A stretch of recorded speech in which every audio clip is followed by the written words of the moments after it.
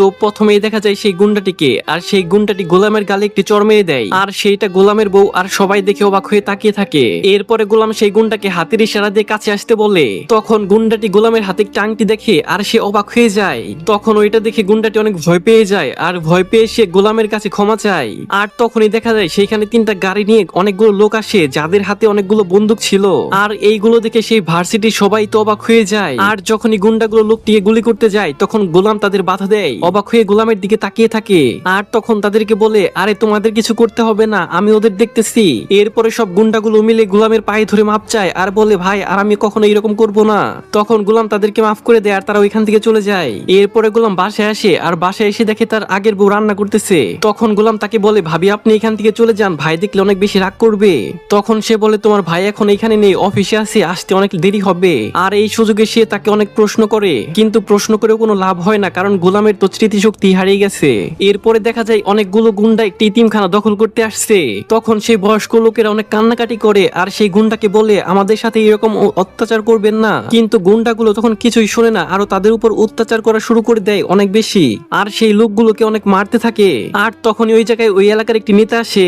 এরপর সেই বয়স্ক লোকগুলো অনেক কান্নাকাটি করে, আর তাকে বলতে থাকে, আরে কেউ কি নেই এখানে যে আমাদের এইখান থেকে উদ্ধার করবে, আমাদের বাঁচাবে? তখন নেতাটি বলে, ওরা আমার থেকে অনেক বেশি পাওয়ারফুল, আমি তোমাদের জন্য কিছু করতে পারবো না, কিন্তু একজন আছে, সে চাইলেই তোমাদের অনেক উপকার করতে পারবে, আর তার নাম হচ্ছে গোলাম, সে তোমাদের এই বিপদ থেকে উদ্ধার করতে পারবে। আর গোলামকে যদি এই গুন্ডারা একবার দেখে, তাহলে তারা থর থর করে কাঁপতে শুরু করবে। এরপরে দেখা যায় রিশাদ রেডি হয়ে বাসা থেকে বের হচ্ছিল। এরপরে রিশাদের মা তাকে জিজ্ঞেস করে, আরে রিশাদ তুই কি অফিসে যাচ্ছিস নাকি? এরপর রিশাদ বলে, হ্যাঁ মা আমি অফিসে যাচ্ছি, তুমি কি কিছু বলবে? পরে রিশাদের মা বলে, তাহলে দুপুরের খাবারটা আমি গোলামকে দিয়েই তোর অফিসে পাঠিয়ে দিবনি। এইটা শুনে রিশাদ অনেক ভয় পেয়ে যায়, কারণ যদি অফিসে গেলে ওর স্মৃতিশক্তি আবার ফিরে চলে আসে। আর এই কথাগুলো গোলামের আগের বউ লুকিয়ে লুকিয়ে শুনছিল। এরপরে রিশাদ বলে, তোমাকে গোলামকে দিয়ে খাবার পাঠাতে হবে না, তুমি একটা কাজ করো, তুমি মুনির চাচাকে দিয়ে খাবারটা পাঠিয়ে দাও। আর তখনই দেখা যায় সেই বৃদ্ধাশ্রমের লোকটি তাদের বাসায় চলে আসে। এরপরে এদিক সেদিক তাকিয়ে গোলাম গোলাম করে চিৎকার করতে থাকে। পরে নিশাদের কাছে যায়, আর গিয়ে বলে, আরে বাবা তুমি কি গোলাম নাকি? তখন রিশাদ বলে, না আমি গোলাম না। তখন রিশাদ বলে, আরে কি আপনি আমাদের বাসায় আসছেন কিসের জন্য? এরপর সেই বয়স্ক লোকটি বলে, আরে তোমরা গোলামকে আগে ডাকো, এরপর আমি সবকিছুই বলবো খুলে তোমাদের। আর এর কিছুক্ষণের মধ্যেই সেইখানে গোলাম চলে আসে। তখন রিশাদ বলে, আরে চাচা আমি তো গোলাম না, গোলাম হচ্ছে ওই যে ও। এরপরে চাচা গোলামের কাছে যায়, আর গিয়ে অনেক জোরে কান্নাকাটি করতে থাকে। এরপরে গোলামের কাছে গিয়ে বলে, আরে বাবা তুমি আমাকে সাহায্য করতে পারবে, তুমি ছাড়া কেউ আমাকে সাহায্য করতে পারবে না। পরে গোলাম বলে, আরে চাচা কি হয়েছে আপনার, আমাকে খুলে বলেন। এরপর সেই চাচাটি বলে, অনেকগুলো গুন্ডা আমাদের বৃদ্ধাশ্রম দখল করে নিতেছে, আমি জানি তুমি পারবে, তুমি আমাদের সাহায্য করো, কারণ ওরা হচ্ছে অনেক বড় গ্যাংস্টার, তুমি ছাড়া কেউ আমাদের সাহায্য করতে পারবে না। আর এরপরে রিশাদের মা এইগুলো দেখে শুনে হাসতে থাকে, আর বলতে থাকে, আরে ভাই ও হচ্ছে এই বাসার কাজের লোক, ও কিভাবে তোমাদের সাহায্য করবে? আর তখনই ওইখানে গোলামের শ্বশুর এসে পড়ে, আর সে বলে, আরে চাচা আপনি ভুল জায়গায় আসছেন, আপনি বরং এর থেকে থানায় যান। তখন সেই চাচাটি বলে, আরে আমি থানার থেকে আসছি, থানায় কোনো কাজ হয়নি, আমাকে একমাত্র গোলামই সাহায্য করতে পারবে। এরপরে নিশাদ ওই লোকটিকে বলতে থাকে, আরে আপনি যে লোককে ভেবে এখানে আসছেন, এই লোক তো সেই লোক না। আর বলে, আপনি তো কুমিরের কাছে না গিয়ে গুই সাহেবের কাছে চলে আসছেন। আর এইগুলো শুনে তখন ওই বৃদ্ধা লোকটি বাসা থেকে চলে যায়। এরপরে দেখা যায় গোলামের নতুন স্ত্রী গোলামকে নিয়ে ঘরে চলে যায়, আর এইটা দেখে গোলামের আগের স্ত্রী তাদের পেছন পেছন যেতে শুরু করে। এরপরে গোলামের স্ত্রী দরজা বন্ধ করে গোলামকে বলতে থাকে, দেখো গোলাম তুমি সেই চাচাকে চাইলেই সাহায্য করতে পারবে, তুমি ছাড়া তাদের কেউ নেই, তুমি তাদের সাহায্য করবে। আর তখনই গোলাম ভয়ে ভয়ে বলে, আরে তারা অনেক লোক, তাদের সাথে আমি ঝগড়া করে পারবো না। তখন গোলামের স্ত্রী বলে, আরে সমস্যা নেই, তোমাকে দেখতে একজন গ্যাংস্টারের মতো লাগে, আর তোমাকে দেখলে সবাই শেহজাদ মনে করবে, এই জন্য তোমার কিছুই করবে না।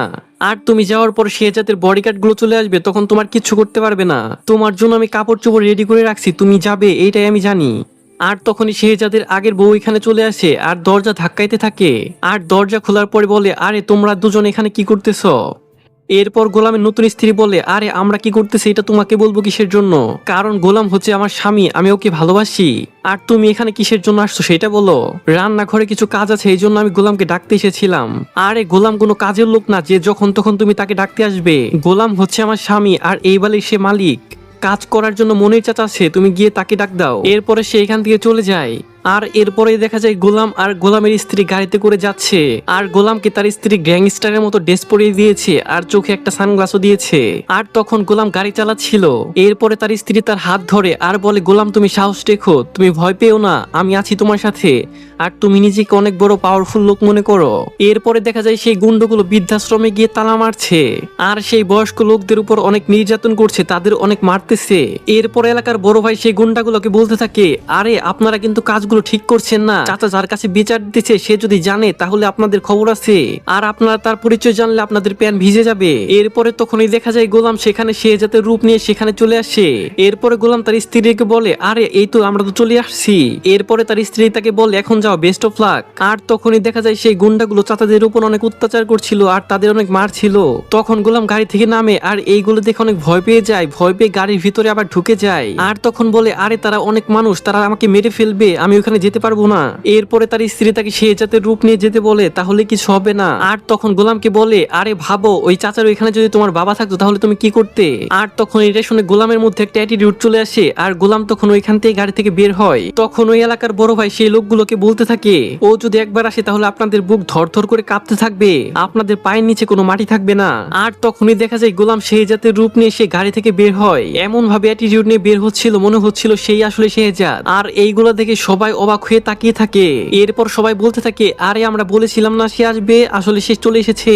আর তখনই গোলামকে দেখে গুন্ডারা অবাক হয়ে যায় আর তার কাছে মাপ চাইতে শুরু করে। এরপরে গোলাম বলে, তোদের 1 মিনিট সময় দিলাম, 1 মিনিটের মধ্যে যদি তুই চাবি না দেস তাহলে তোদের খবর আছে। এরপর গুন্ডারা চাবি দিয়ে ওখান থেকে পালিয়ে যায়। এরপরে তখন গোলাম গুন্ডাদের বলে, তোদের যেন আর জীবনেও এই দিকে না দেখি।